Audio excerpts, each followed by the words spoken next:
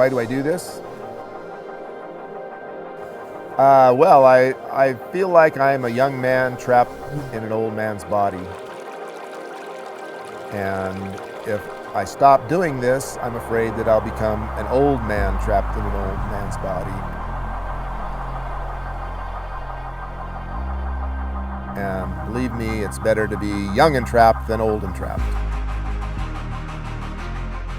My name's James Kerrey. I'm 66 years old. I work for Columbia Sportswear, developing iPhone apps. I'm not a religious person. I believe that our life's value are in soaking up all the experiences that we have been granted. Every chance I get, I want to fill my time with an experience that I can look back on at the end of my life and say, wow, that was a life well lived. That's, I guess, my goal in getting outdoors, is to be able to say at the end that I lived it to the fullest and had adventures.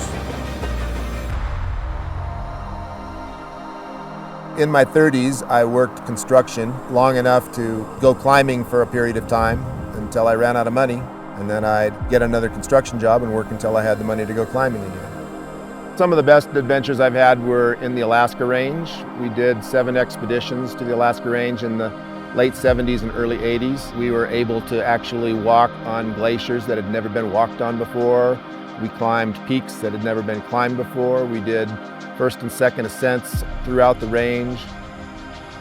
Some of our expeditions were unique in that we ski in and out of the range from the highway instead of using airplanes.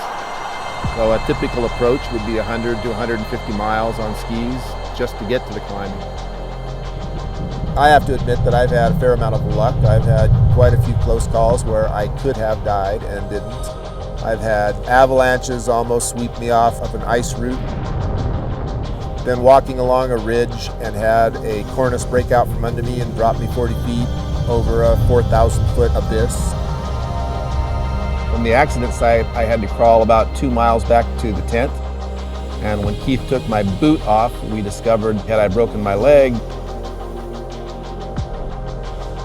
So we thought our safest course of action was to stay in place. We had 4 days of food and fuel left, and even though we had told our pilot that we didn't want a lot of contact with him, we thought that he would probably fly over and check on us.